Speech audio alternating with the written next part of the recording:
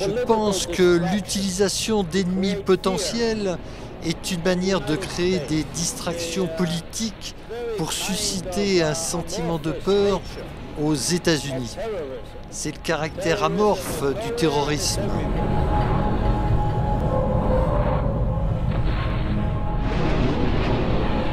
Le terrorisme est partout et nulle part. Cela crée une énorme paranoïa parmi la population et facilite la mainmise quasi dictatoriale du pouvoir présidentiel.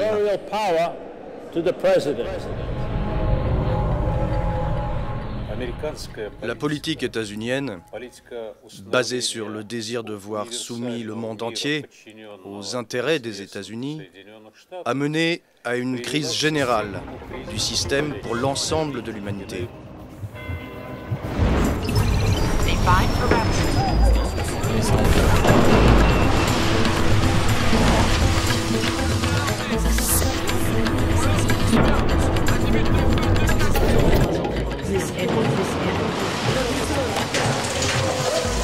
Nous sommes inquiets de constater qu'immédiatement après l'effondrement de la confrontation entre les blocs Est et Ouest, un nouvel ennemi encore plus redoutable a été trouvé. Les attentats de ce matin mettront sans aucun doute possible. Selon les termes définis par la politique états-unienne, le terrorisme islamiste.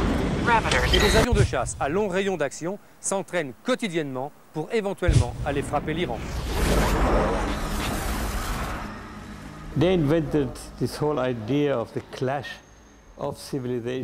Cette invention, toute cette idée du choc des civilisations qui, pratiquement, place l'islam dans la position d'ennemi de la civilisation occidentale, est une idée médiévale.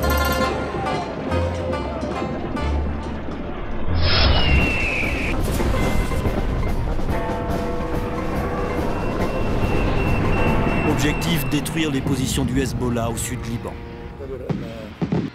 Le Liban, à l'instar des autres pays arabes, considère Israël comme son seul ennemi. Arabe. Nous ne considérons pas les États-Unis comme un ennemi, mais nous estimons que son administration a pris le mauvais chemin.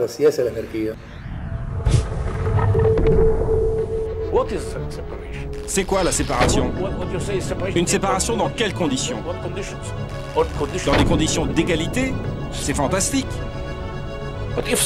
Mais si la séparation veut dire que je vais parquer l'autre dans une réserve d'Indiens, avec une clôture autour, alors la séparation, ça signifie la prison.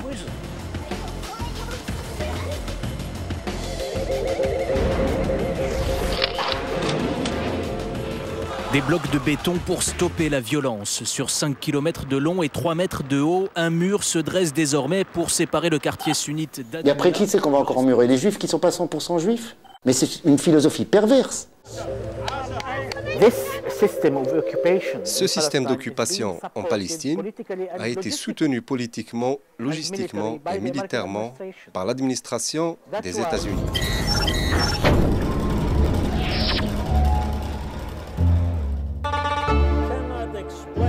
On ne peut pas expliquer les concessions militaires et financières sans comprendre l'influence du lobby pro-israélien et de leurs politiciens au sein du gouvernement.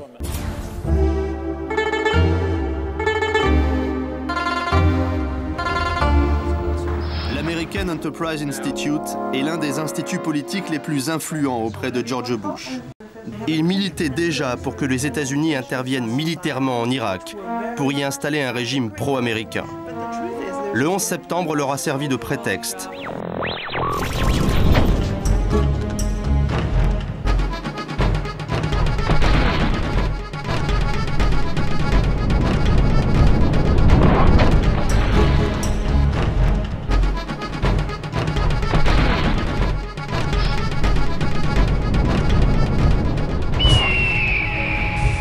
Ces prisons secrètes appelées sites noirs auraient été mises sur pied par la CIA dans l'urgence après les attentats du 11 septembre.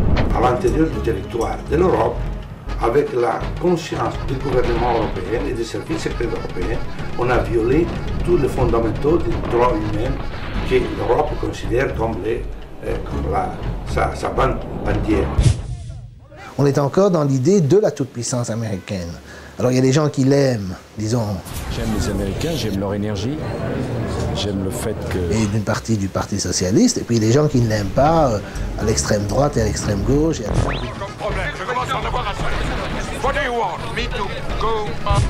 Dans ce temple des Nations Unies, nous sommes les gardiens d'un idéal.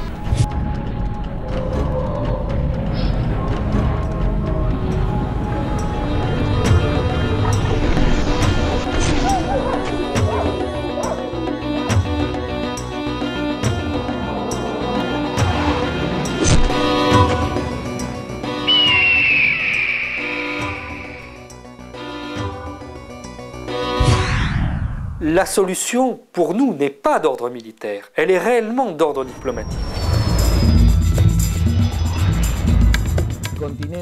Sur le continent latino-américain et le reste de la planète, on voit de plus en plus grandir la participation des peuples afin de résister, se défendre et rejeter cette agression. L'impérialisme nord-américain a déjà échoué dans...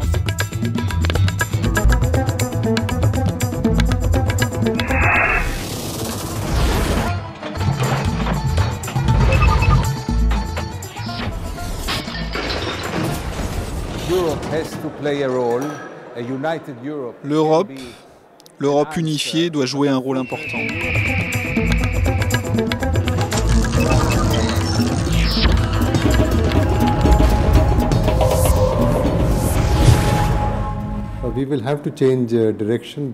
Je pense qu'on sera obligé de changer de direction. La Terre nous envoie des signes comme quoi le système capitaliste actuel va tout droit à la destruction de la planète.